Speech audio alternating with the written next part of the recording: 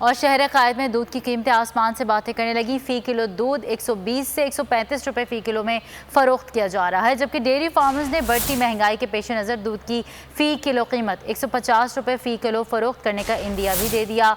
मज़ीद जानते हैं हमारी नुमाइंदा मरियम हसन से। जी मरियम, बताइएगा तफसीलात। शहर के मुख्तलिफ इलाकों में दूध की कीमतें जो हैं वो आसमानों से बातें करती हुई नज़र आ रही हैं। कहीं पे 120, कहीं पर 130 और कहीं पे 135 रुपये फ़ी किलो जो है दूध फ़रोख्त किया जा रहा है। दुकानदार हमारे मेरा मौजूद हैं, उनसे हम बात कर लेते हैं। आप किस रेट पे जो है दूध फ़रोख्त कर रहे हैं और क्या वजह है जो सरकारी नर्ख पर जो है दूध जो है फ़रोख्त नहीं हो रहा?